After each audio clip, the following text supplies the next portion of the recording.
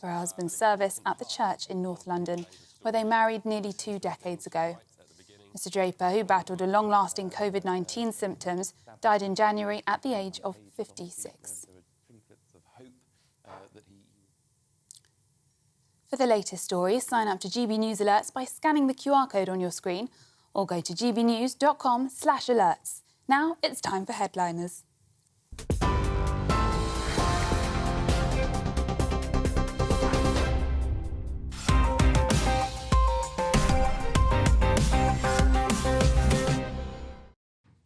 Hello and welcome to Headliners. I'm Simon Evans. Tonight I'm joined by the wonderful Paul Cox and Lewis Schaefer. Good evening, gentlemen. Thank you. Ready for Friday night fun, yeah? Yeah, why not? Let's call it that. Yeah, a little bit of Riz.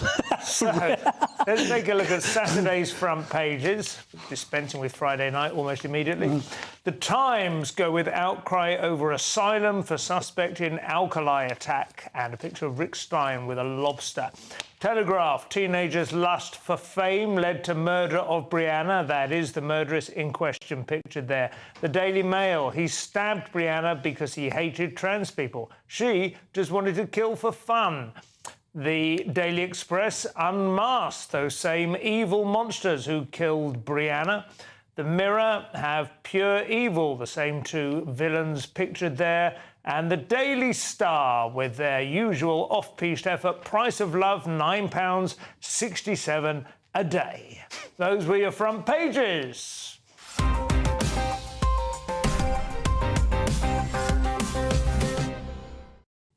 So we start with the Times, Paul. We do. And this harrowing story continues because they've not caught him yet.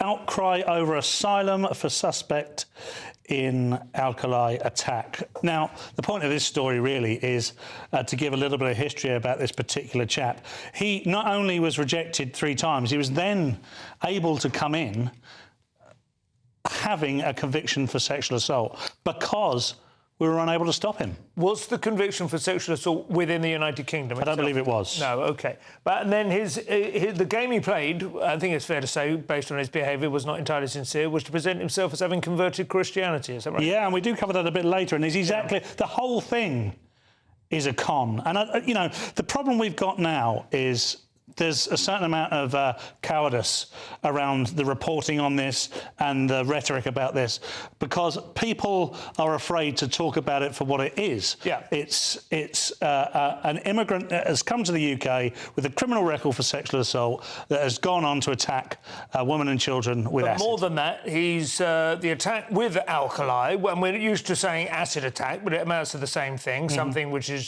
deviates from pH 7 to a sufficient extent to do physical damage to the human flesh, is something which, frankly, we regard as being a cultural artefact of Afghanistan, where he comes from, and places like that. It's a thing that's used in to disfigure women who have dishonoured the family and so on, according to unreformed Islamic tradition and so on, isn't it? This is the problem. It's almost, you might say, part of his culture. I know that is, that's being very provocative, but that's kind of where people are treading, you know, tiptoeing around. And at no point is anyone saying within this rhetoric that we don't have our own problems. No. What we are saying is we're now starting to import other cultural problems, but we're not talking about it for what it is. There's something very shocking about it, isn't there? I would say, Lewis, I mean, as I did say earlier on Twitter, if I had a son and a lodger who were both threatening my daughter or my wife, they would expect to be treated differently in that circumstance. Yeah, of you know course. what I mean? Living in my home. What do you think, Lewis? I think it's indicative of the whole thing is indicative of the problem that the church got involved with this guy, that the church was so desperate for people to like it that they gave this guy a clean bill of health. Yeah. That maybe that people can't see that converting to Christianity or converting to any. It's like self-ID, isn't it? Almost. Yeah. You know, it's just a quick documentary process by which you can apparently change something fundamental about yourself, which is... Well, you hate to say this, and I'm going to say it, is that in certain cultures, to get the job done, it's okay to lie more than in other cultures. Normally, we wouldn't have any respect for someone who is lying about changing their religion. That's a non-Judeo-Christian kind of thing. You're not supposed to lie. That's the one thing you're supposed to... We also value women. Yeah. And we don't think that they... He wouldn't be... I wouldn't throw him out just for pretending to be Christian and then not attending church. I mean, that would be... You know, that would leave a few of us out on our ear, exactly. to be fair. A lot of middle-class people pretend to have a great degree of faith. Go at Christmas, obviously. Schools. Anything else on that front page that we need to discuss? Yeah, there is. The US is hitting, I believe now, if not imminently, Syria and Iraq after the troop deaths earlier in the week. And, of course, this does seem a little bit more proportionate than we had feared, because at some points they were talking, or they were hypothesising, that we might start attacking mainland Iran because obviously the theory is that they are bankrolling the Houthis. And I'm glad we haven't done that, but none of this is going to end particularly well, I don't think. This is following the rather humiliating revelation that initially they said, listen, we're going to have to cuff you around the ear for this, but don't squall, we don't want it to escalate, so just take it like a man. And they didn't take it like a man, they released that information, and now America is going to be forced into demonstrating some resolve, I think. Well, what are they blowing up? They're blowing up basically military troops or whatever they are in the middle of the desert. It's America. That's what Americans love to do. They just love to. And I am an American. I love America. But maybe somebody listening, it's so absolutely pointless. Yeah. Because you know what it's like? It's like saying when everything is when all you have is a hammer, everything looks like a nail. Yes, Maslow's hammer. Now, Daily Express. Daily Express. Evil monsters. This seems to be dominating the tabloids today. Yeah. I mean, this is one of those stories. I mean, there's always been these stories, unmasked, evil monsters who killed Brianna.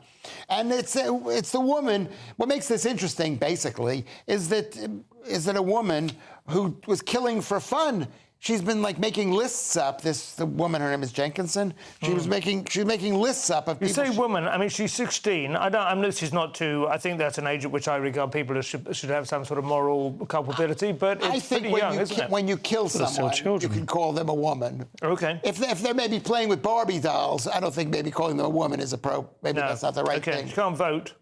She can't vote. Anyway, I mean, it caught a lot of people's attention because it was disputed whether or not she had been killed because she was trans or whether this was a transphobic attack.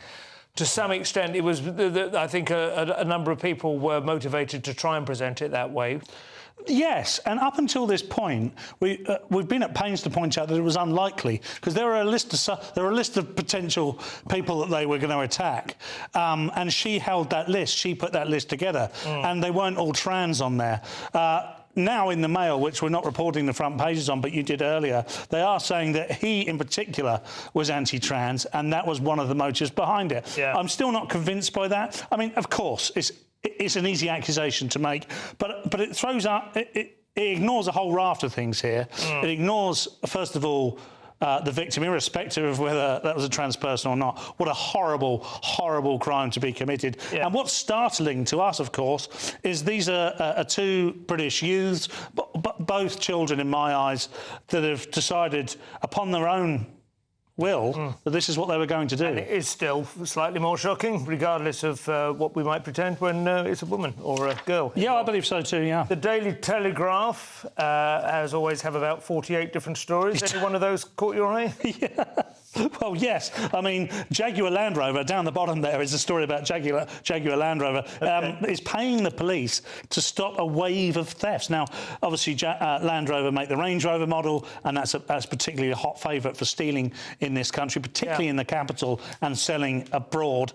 And they're part of a £15 million sort of prevention scheme to help the police tackle this. Now, sadly, just leaving this show after doing it on Monday night, I was a witness to I didn't witness it exactly happen, but at just moments before I arrived at the scene, it did. A Land Rover just on the other side of Putney Hill hit a motorcyclist being chased by the police. Sadly, that motorcyclist passed away. Being chased by the police? I believe so, yeah. The motorcyclist was? No, the Land Rover was, because it had been Range Rover had been stolen somewhere in London. It was on the A3 heading out, I think, out of London, and very sadly, a motorcyclist was caught. I don't suppose you can blame that on Land Rover. Sorry, Lewis. No, you can blame it on the police. That's another subject. I mean, I don't know if there's time to discuss that tonight. I actually saw something like that happened over by by One Tree Hill in East Dulwich, where the cops were chasing a car, and the car because of something, another car was not involved, totally tipped over. For car theft, you shouldn't really put pedestrians at risk. It's not worth it. But this thing with Land Rover, I think is a major problem for Land Rover, because I've heard that a lot of dealers are not accepting Land Rovers as trade-in. Yeah. You can't insure them. And you can't insure them. So it's basically they're fighting for their lives because the police in this country are not doing their job.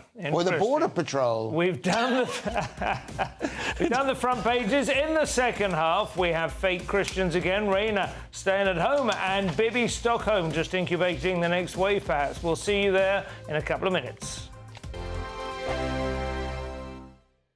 I'm Christopher Hope. And I'm Gloria DiPiero, bringing you PMQ's Live here on GB News. Every Wednesday, we'll bring you live coverage of Prime Minister's questions when Rishi Sunak and Sir Keir Starmer go head-to-head in the House of Commons. We'll be asking our viewers and listeners to submit the questions that they would like to put to the Prime Minister, and we'll put that to our panel of top politicians in our Westminster studio. That's PMQ's Live here on GB News, Britain's election channel. Good afternoon, Britain. Good afternoon, Britain. Join us, Tom and Emily, To find out what's happening in the heart of Westminster. and why it matters to you. Weekdays from midday, we bring you the most compelling stories from across the United Kingdom. And from your doorstep to our inbox, That's right, we want to hear from you, GB News. Britain's news channel.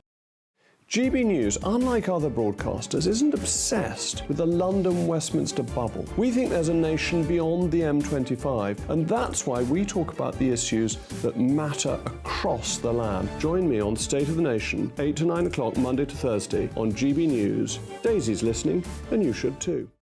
In the GB Newsroom, we bring you the news as it happens. With our team of dedicated journalists across the UK, we're ready to give you accurate reporting every day. When the news breaks, we'll be there with bulletins on GB News, the People's Channel, Britain's news channel.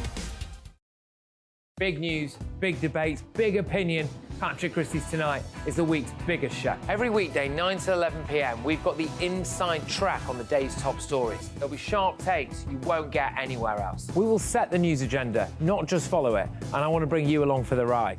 Whatever it is, we'll have our finger on the pulse. It's news, but it's this close to entertainment. Patrick Christie's Tonight, 9 to 11 p.m, only on GB News, the People's Channel, Britain's news channel. Your weekend starts here with Friday Night Live with me, Mark Dolan, 8 till 9 on GB News. Big stories, big guests and big laughs as we get you ready for a cracking weekend. That's Friday Night Live with Mark Dolan. Fridays 8 till 9 on GB News. Bring your own drinks. The admission's free. I'm Andrew Doyle. Join me at 7 o'clock every Sunday night for Free Speech Nation, the show where I tackle the week's biggest stories in politics and current affairs with the help of my two comedian panellists and a variety of special guests. Free Speech Nation, Sunday nights from 7 on GB News, the People's Channel, Britain's news channel. Wake up to the headlines with Headliners every morning at 5 a.m. We treat you to the day's biggest stories before anyone else, 7 days a week. You can catch up on everything you need to know before you've even had your kippers. Headliners every morning at 5 a.m, only on GB News, the People's Channel, Britain's news channel.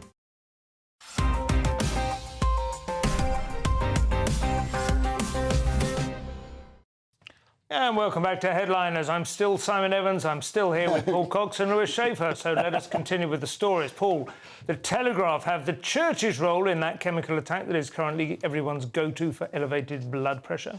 Indeed. A church insists not our job to vet asylum seekers after Clapham suspect's conversion, it says, in inverted commas. Now, the Church of England has said it's not its job to vet asylum seekers, which I agree with, but I'll get to that in a minute, after it emerged that the Afghan sex offender wanted over the acid attack had a priest vouch that he had converted to Christianity so he could stay in Britain, which is a really important part of that story. And like I said, I agree, it isn't the church's job to vet asylum seekers, but particularly the Church of England and particularly Welby, they are very much supporters of mass immigration, multiculturalism, and I think those two things are separate, by the way. It's an interesting issue, isn't it? Because, of course, the Christian church is partly founded on the belief that everyone is God's children, that there is no distinction to be drawn, and anyone who wants to come into the flock can do so, regardless of their background and so on. And in that regard, I suppose it does seem, acceptable that they should follow through on that. And but what should also be done then is that their opinion should be handled with tweezers, as a result, exactly. Considered to be of limited applicability to running a modern state, wouldn't you say? However, they do sit in the House of Lords. I think it's only us and Iran that have, religious people in their political system. Until you had female MPs, the bishops were, essentially presented that kind of side of the argument. But yeah, go on. But the fact is that those people are barely Christians. I think the arrogance, I think we live in a time of supreme arrogance, where the Church of England thinks it's going to be okay to let in millions of people from another religion who actively and admittedly and deeply hate them and hate this country and what is stood for. They burn churches down in France. I mean, it's insane to think that there is going to be some kind of meeting of minds and some sort of...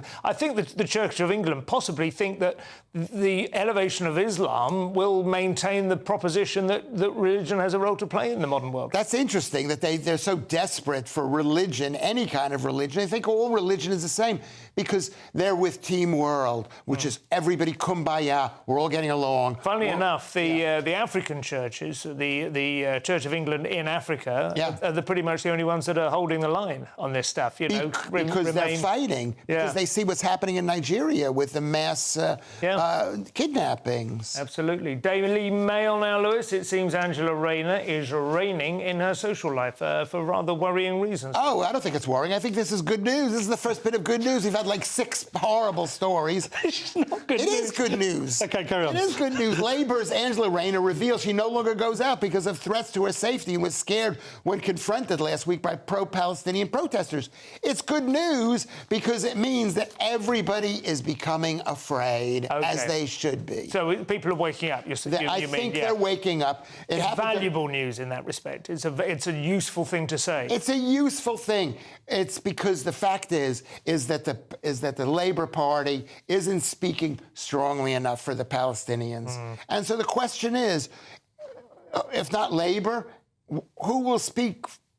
Who will be the party of Sharia law, of bunkers, and the death to infidels? Who will be that party? The Labour Party, it would be interesting to know if there were some kind of way of judging it, but the Labour Party does seem to be extraordinarily in holt to Islam now. There are a number of, obviously, Muslim MPs and other MPs within constituencies where that effectively amounts to a block vote. And part of this is the inevitable backpedalling you have to do if you want to win the general election in the UK. Because, I mean, I totally sympathise with Angela Rayner in the sense that, I stand up for anyone, whilst I disagree with a lot of her politics, stand up for anyone who stands up for the beliefs in the same way that she does. And she shouldn't be attacked in public at all. But, like you say, it is a valuable lesson to be learned because this is exposing what happens if you go against that doctrine. And it's not pretty. And if you don't call it out and you don't say it's bad and you don't say it seems to be coming from a very small community within the country,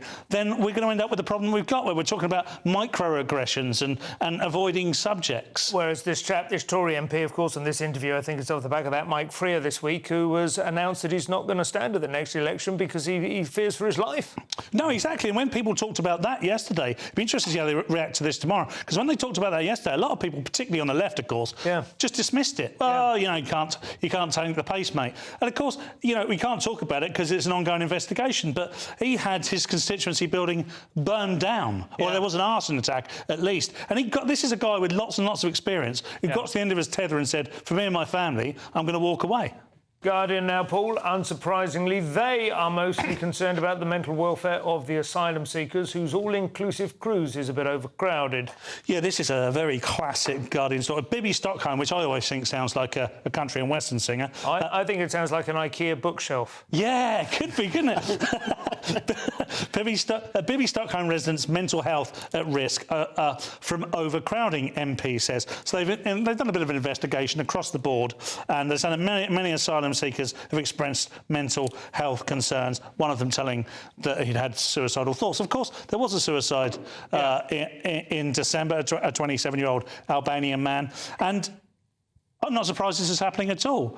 I mean, I wouldn't want to live in those conditions, but I think we're forgetting the context here. And the context is it's not supposed to be overwhelmingly wonderful. It's not, it's not come to the UK. It's not meant to be prison, but on the other hand, it's got to be a realistic, a degree that the country can afford to equip and to manage the sheer quantity of people that are coming in now. And it's an alternative to putting people up in hotels. And also, I think, without wishing to sound like completely lacking in compassion, it's not implausible that a man who has ended up there may have already had some degree of mental instability. You know, it's not like he will have gone from 0 to 60.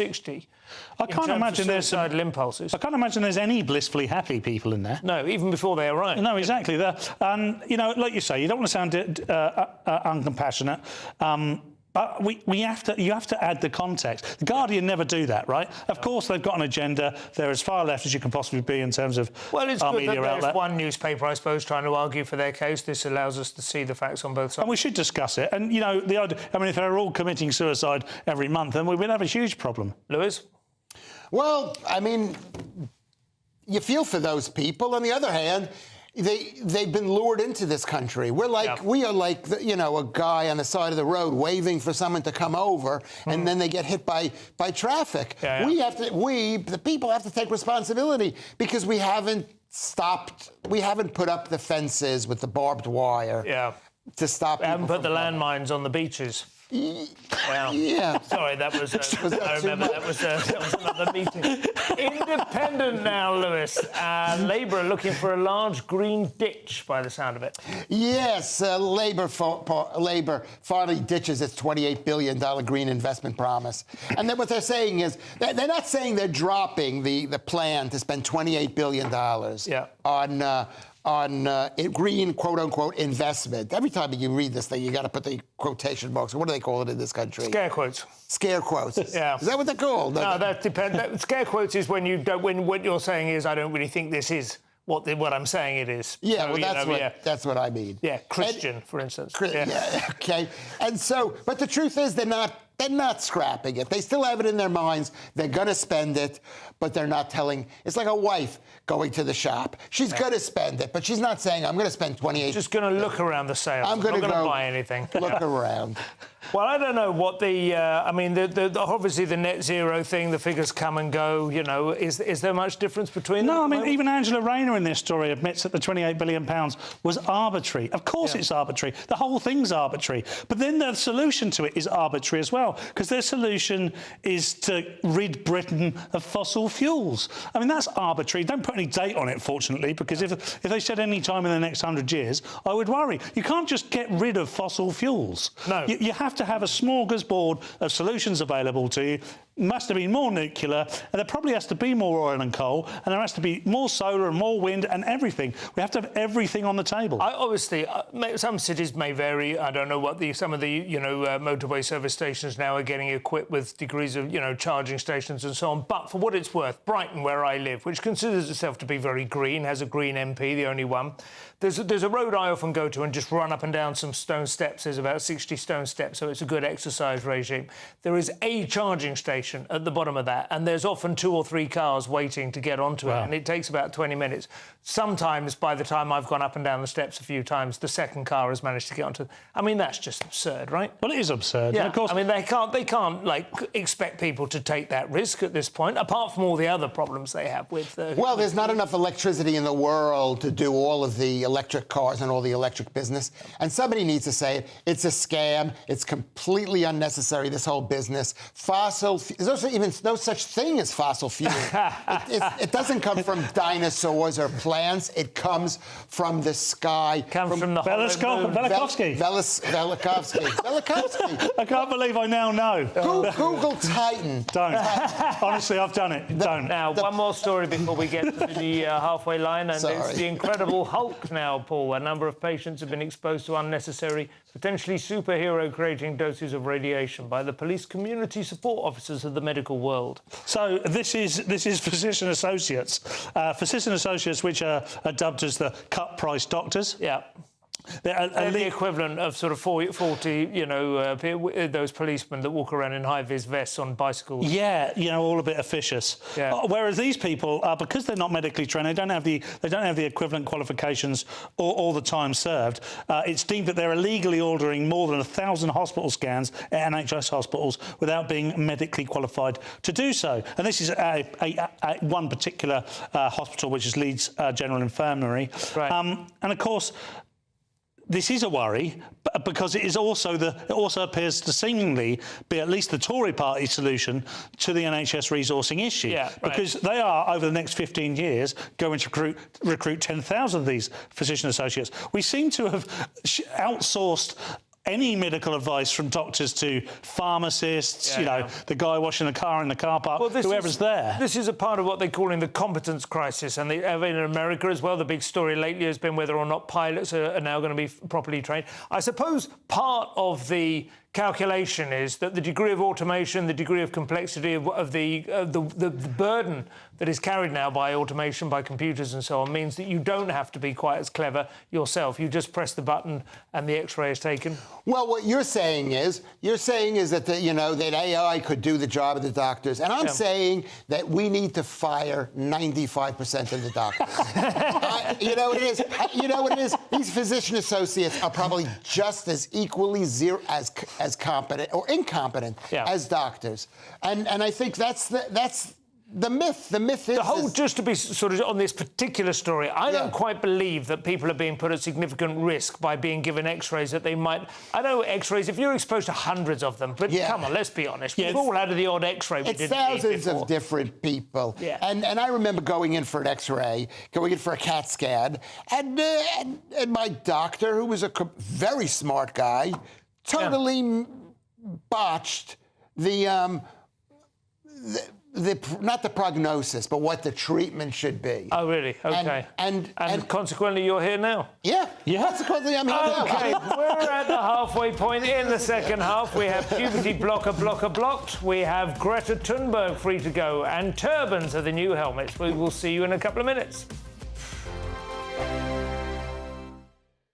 2024, a battleground year. The year the nation decides. As the parties gear up their campaigns for the next general election. Who will be left standing when the British people make one of the biggest decisions of their lives? Who will rise? And who will fall? Let's find out together. For every moment, the highs, the lows, the twists and turns. We'll be with you for every step of this journey. In 2024, GB News is Britain's election channel. Your weekend starts here with Friday Night Live with me, Mark Dolan, 8 till 9 on GB News. Big stories, big guests and big laughs as we get you ready for a cracking weekend. That's Friday Night Live with Mark Dolan, Fridays 8 till 9 on GB News. Bring your own drinks, the admission's free. Wake up to the headlines with headliners every morning at 5 a.m. We treat you to the day's biggest stories before anyone else, 7 days a week. You can catch up on everything you need to know before you've even had your kippers. Headliners every morning at 5 a.m, only on GB News, the People's Channel, Britain's news channel.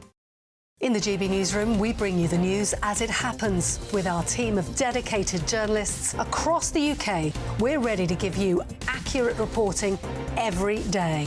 When the news breaks, we'll be there with bulletins on GB News, the People's Channel, Britain's news channel. Big news, big debates, big opinion.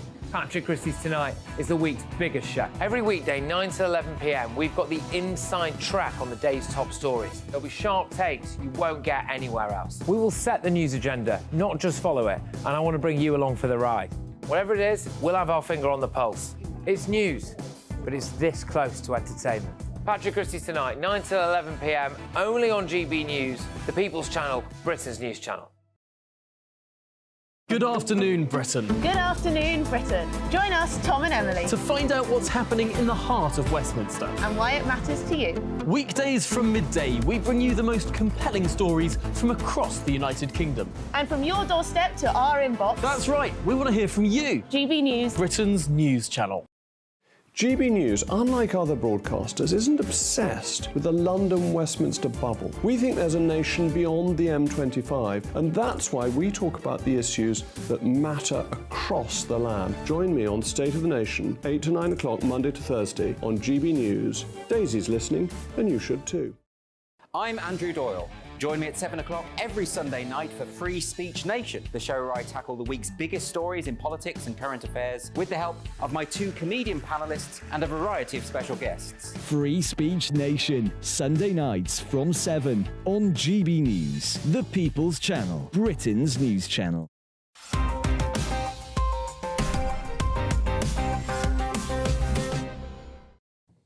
And welcome back to Headliner. So, Lewis, we keep hoping stories like this in the Daily Mail might peter out, as it were, but not yet, it seems.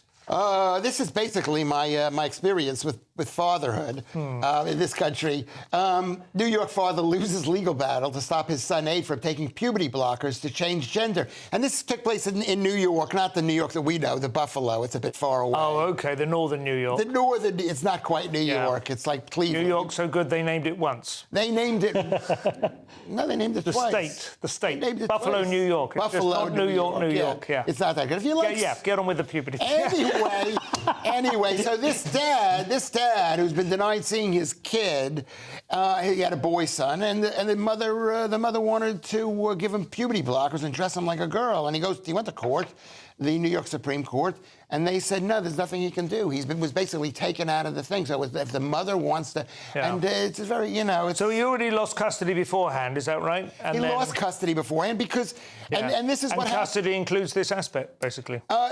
Even not only he lost custody, but he couldn't even see the kid. He didn't have visitation. What do they call visitation rights? It shouldn't be visitation. He didn't have free rights as a parent because in this Western world, in this country too, men don't matter. It's like the woman's the primary carer, and that's what matters.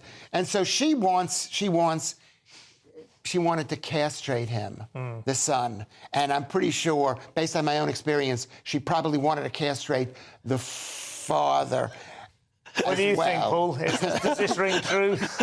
He doesn't know. He's happily married. He's never been unhappy. I haven't had any of the thoughts that Lewis has had, just to clarify. I mean, this is really interesting. First thing we should say, we haven't said so far, is this young boy has pretty much decided that he doesn't want to be a young girl.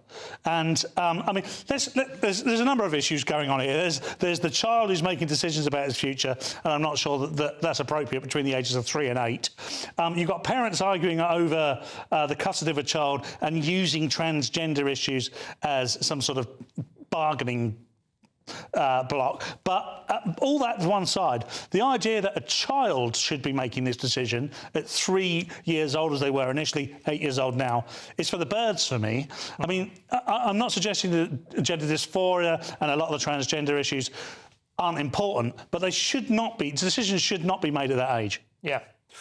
More dismal news in The Guardian now on the ever-widening gyre of anxiety and depression among the young. Which of this I think, is connected, possibly? Yeah, I think it is. Nearly a third of UK secondary school pupils avoid school due to anxiety, a survey finds. So the survey found that of 12 to 18-year-olds, 28% of them had not attended school over the last year for that reason. Not like for the whole year, obviously. No, just had a few days off. Had a day off here and there. Of that 28%, 24 of them were avoiding school because they said they had family difficulties, and 18%, which were the larger numbers, were bullying and friendship issues. I would say that this is kind of age-old stuff. It would have existed when all of us went to school. But interestingly, this is up 70% since pre-COVID. Yeah. So what COVID did is it put a stop to the world and said, by the way, we don't need to go to work, we don't need to go to school, we want you to hide from this disease and stay in your homes.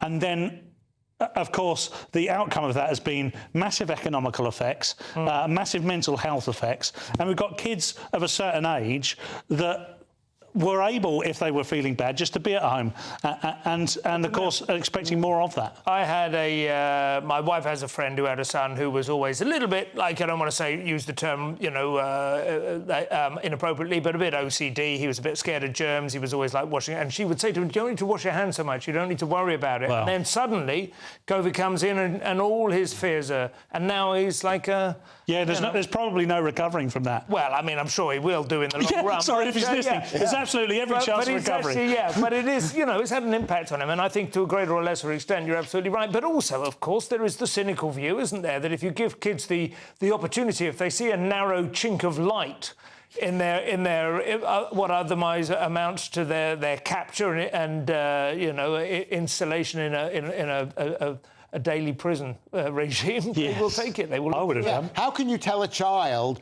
don't be safety conscious, when it's being yapping for like years about this whole germ theory, which is completely, there's no such thing as germs. Viruses do not exist. You see, you're a psyop to discredit the view that we should be maybe just a bit more like robust with children. You swing so far the other way that I go, well, actually, maybe the World Health Organization is right. Times now, Lewis, the courts have thrown out a case against Greta Thunberg. Surely they could have recycled it, you would think. Yeah, funny. OK, throw it out.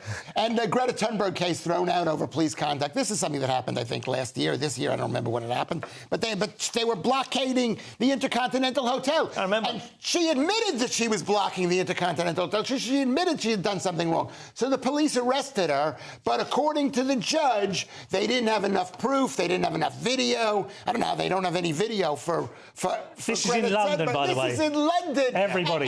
The whole news is all there. The single most CCTV. Exactly. Yeah. They could have gone on YouTube and seen the thing. So it's obviously a decision by the judge that really she should just be allowed to do it, right? Yeah, it just shows that the judge is in league with the Fourth Reich. On the other hand, Greta Thunberg, she's basically an untouchable, isn't she? Oh, absolutely. You can't break a butterfly on a wheel. No, absolutely. And I think the police have got a box cleverer. You can't bring a case like this. I mean, there were 1,000 people hanging about, and not one witness statement was taken. They didn't use any CCTV. You've got the most high-profile child, who is now an adult actually, in the world talking about green issues, and a lot of the power is on her side. So if the police are going to bring something like this to court, they've got to get it absolutely right, and they didn't get it right in this case, and it just emboldens Greta and her people to disrupt the world further. But now she's of the age of majority. Should she be known as Greta? Do you think? Greta Thunberg. But can I just say this? I just read this. Just now? now? We don't know. No, I read it before. I've done my homework. And we don't know how much of this is true because everyone is lying to us every second of the day. Fair enough. Over to the Telegraph now, Paul. As the saying goes, seek and ye shall not be fined. Very good. But perhaps you'll also survive more. Well, this is the point. Turbans can be as good as cycle helmets in a crash, scientists discover.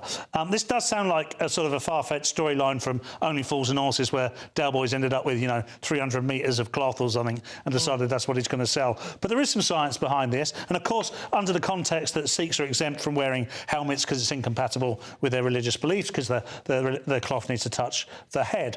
They found that turbans, this is the thing that struck me really, they found that turbans greatly reduced the risk of skull fractures in areas covered with thicker layer of fabric. So all they really discovered was that something was better than nothing. So, I mean, there isn't any great science here. They're trying to skew this story so there actually might be a way to get force-absorbing turbans onto the market. I would imagine they could exist. I mean, you could certainly, I don't quite know what it is with the turban, religiously speaking, whether it needs to be of a certain length and wound in a certain way. Some of them are 30-odd feet long. Yeah, but does it just need to look like a turban? No, it is a religious... It could have a hard shell within it, couldn't it? It is a religious thing. Yeah. It's not just the shape. If it's a religious thing, it comes from when the Sikhs, which is a relatively new religion, they're about 300 years old, and they were founded as a militarist. Right. You can Google it. I think. So it was a kind of helmet anyway. It was a helmet originally. Yeah. So thank God it works a little bit at least. Guardian now, an interesting case in Canada, Lewis, one of the brave New World-assisted suicide states, but somebody's been going a little bit too far. Yes, that you hit the nail on the head. Murder charges upgraded for Canada man who allegedly sent suicide kits. I always want to say Canada. It's annoying that, isn't it? Canadian. It's like, how do you spell Canada? C-A-N-A-D-A. It's an old joke I heard. Yeah. Anyway, this guy, Kenneth Law, he faces 14 counts in Ontario. Ontario. That's for the Ontario. Yeah, Ontario. go on. That's a song. Yeah, go on. Yeah, go on, Lewis, come on. You can do this. But you're right. The guy is being prosecuted because he sent out kits to help people commit suicide. Can I finish my point?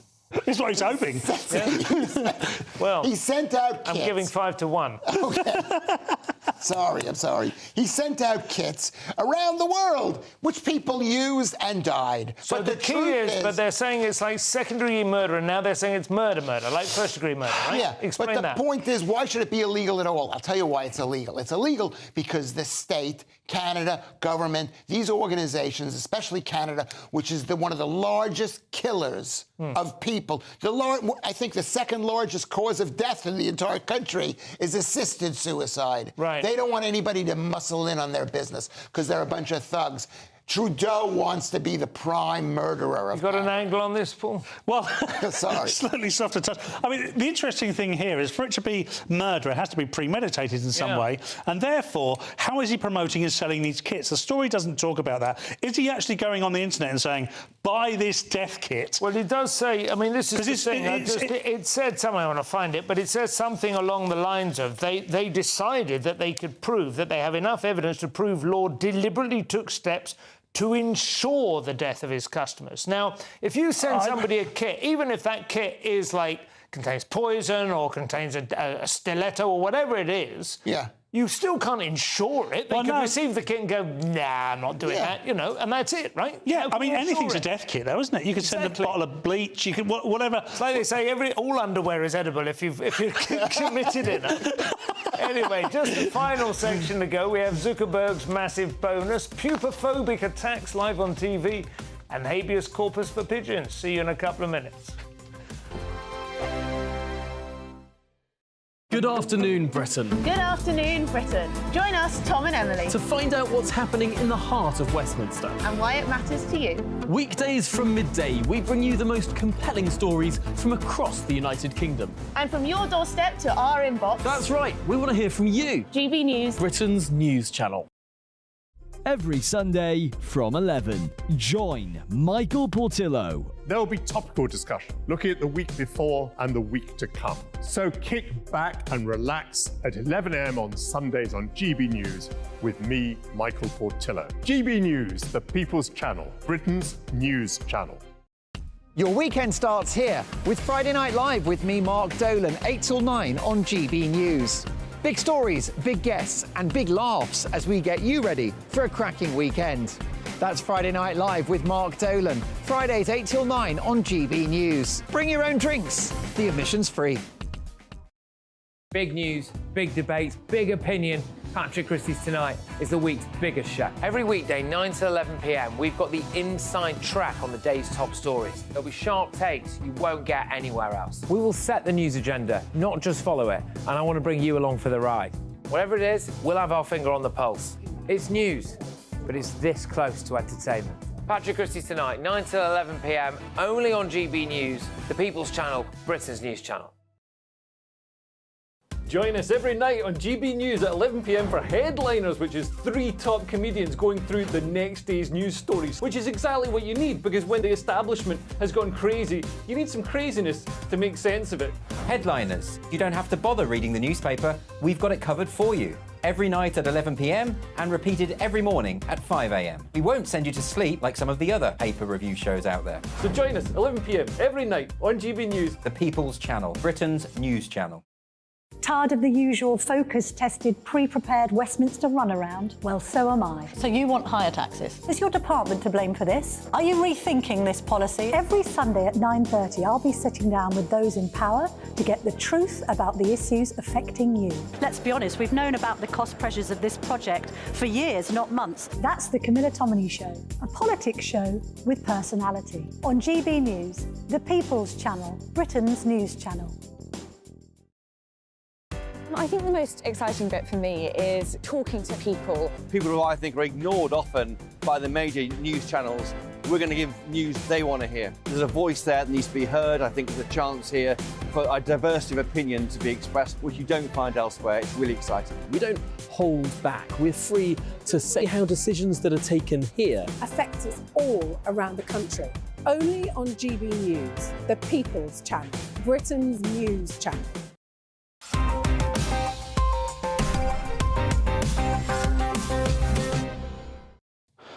Welcome back to Headliners. So the Express now, Paul, in our final section, and men daring to make a mess in Cambridge University lavatories are being asked not to in the only language they understand. You are on a pun fire run tonight. You really are. So this lava is flow. You are. They're everywhere.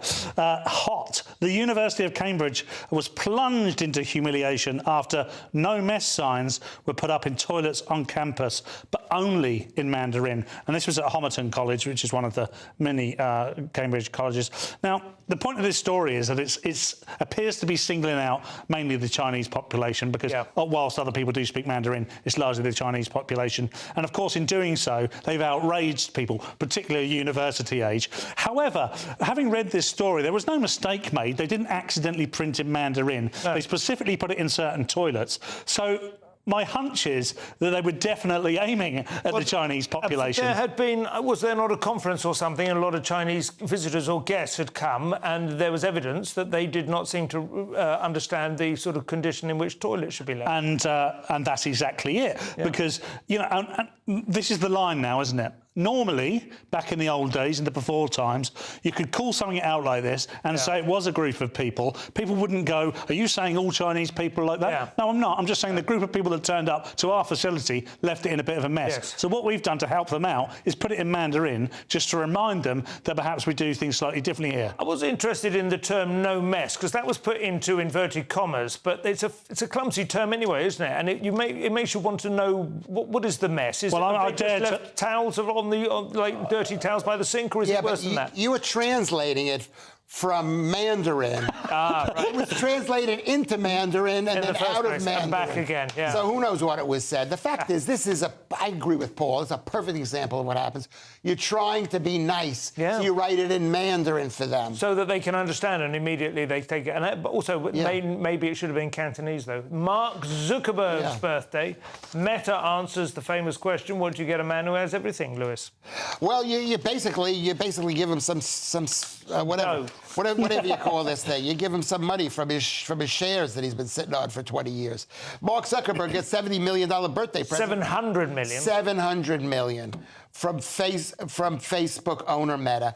And it makes it seem like they just gave him 700 million. But this is what happens when a company makes enough money that they can pay dividends. The first dividend in 11 years or 13 or 12 years. And he wasn't the only one getting paid this dividend. No. Everybody who owns shares got paid a dividend. So considering how successful that company's been, it's not unreasonable, really. Well, it is kind of weird that they haven't given out a dividend in all these years. Do you think he's probably had enough ready cash? He hasn't felt the need to unleash it? Probably, yes. He's had to sell his stock. He only owns 13% of the company. Only 13%? What is it worth, about $1 trillion? $1 trillion point. Yeah. 1.7. If it's dishing out $700 million dividends, it's certainly worth a few quid. I do wonder what it's like to be somebody like that, where... I mean, when would you think the last time was he had to think even once about whether he could afford anything? Well, I'd imagine he hasn't, because he essentially invented Facebook. Yeah. Obviously, the term Facebook existed previously. Instagram. In university. Yeah. And took it from there, and of course, became obviously financially independent very quickly. And now he's way beyond that. He could make his whole family and all their friends financially independent if he wanted to. Yeah. The thing that's interesting about this story is the iNews seem to be conflating two stories. On one hand, they're talking about the dividend payout, which is an enormous amount of money, and good on them. I'm not against capitalism. No. The money's been earned. Yeah. The money's been generated. Take some of it. Do some good with it, hopefully. But also, at the same time, in America in particular, Meta has been sort of accused of, inverted commas, killing people or not protecting children enough. And they've almost making it sound like he's been rewarding himself for that bad news. You've got to separate those. It's not true. Issues. Absolutely. This year's biggest on-air bust up now, Paul. And The Independent have the latest on Larry David's outrageous pupophobic attack on Sesame Street star Elmo. I mean, I can't believe this wasn't on the front page, Simon. Larry forced to apologise after attacking Elmo live on TV. This is Larry David. I don't know him personally. Curb Your Enthusiasm creator and Sesame Street star had a dramatic altercation live on air. Now, I don't know if you've seen it. Lewis and I watched it prior to the show. Clip. Yeah, there isn't much to it. It's Larry David playing around with Elmo. Yeah. He sort of pushes his hand in his face, a bit like that old was the grapefruit scene with Jimmy. Exactly that. Jimmy Cagney. And then later on, Larry David is forced to apologise because you should ask consent before touching people, of course. What fascinated me most about it is Elmo seemed like Lewis Schaefer to me. He always refers to himself in the third person. He said, Elmo accepts your apology, which is how Lewis talks to me. Yeah. That is odd. That is slightly creepy. Sun newspaper now, Lewis. This might be the last story of the night. If you thought the Chinese spy balloon sounded far-fetched, this one is a little weirder. Well, this is about more Chinese weird stuff going on. It's as if the Russians never existed last week as a threat. Suspected Chinese spy pigeon detained for 8 months is free after riddle of a secret message on his foot is solved. It was just a ban on the pigeon that might have gotten away from some Pakistani thing, and it wasn't. It was just a pigeon that they found. So they found a pigeon with Chinese writing on its foot, and they assumed the worst, and it was incarcerated. But in one of those clips, you know, like you see on the old homing pigeons, they're identified in some way. I'm not entirely sure where the pigeon come from, but I don't think any spies were taking a great amount of information. It is a reality, though, isn't it? The pigeons have been used in wartime. Of course. For this kind of stuff, you know, we shouldn't be totally... There are sort of an essence of the people of Hartlepool hanging the monkey. And the monkey, yeah, but they'd never seen a Frenchman. They had never seen a Frenchman. Show is nearly over. Let's take another quick look at Saturday's front pages. The Times, outcry over asylum for suspect in Alkali attack. The Telegraph, teenager's lust for fame led to murder of Brianna. The Daily Mail, he stabbed Brianna because he hated trans people. She just wanted to kill for fun. The Daily Express, unmasked evil monsters who killed Brianna. The Mirror, pure evil. And the Daily Star, we didn't manage to get onto that. The price of love, £9.67 a day. That does sound reasonable. Those were your front pages. That's all we have time for. Thank you to my guests, Paul Cox and Lewis Schaefer, the Dream Team. Lewis and I will be back tomorrow at 11 p.m. with Francis Foster. If you're watching, excuse me, at 5 a.m, stay tuned for breakfast. Otherwise, thank you for your company. Sleep well. Good night. A brighter outlook with Box Solar, sponsors of weather on GB News.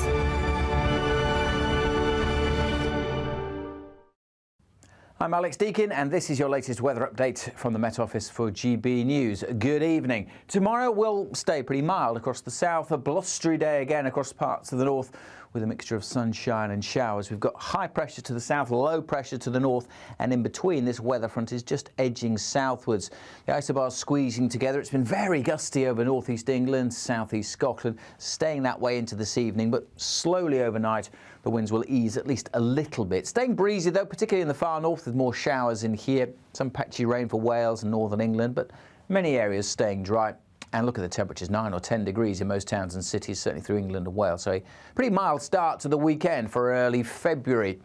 On to the details for tomorrow, and cloudy with some rain into Wales, particularly on the west coast. Some of that rain will trickle into northern England, the Midlands and maybe East Anglia later. To the south, most places just dry and cloudy. And further north, a bright day for much of Northern Ireland, southern and eastern Scotland, but blustery again with showers across the Highlands and the Western Isles. A cooler feel here, but again, for most places, pretty mild. On Sunday, we'll see a bit more rain tracking back across Northern Ireland, perhaps into parts of western Scotland and across northern England. Again, much of the south, bar a bit of drizzle over the hills, just dry and fairly drab. Getting quite windy in places once more on Sunday, and again, it's going to be mild, double digits across the board with teens in the south. That warm feeling inside from Boxed Boilers, sponsors of weather on GB News.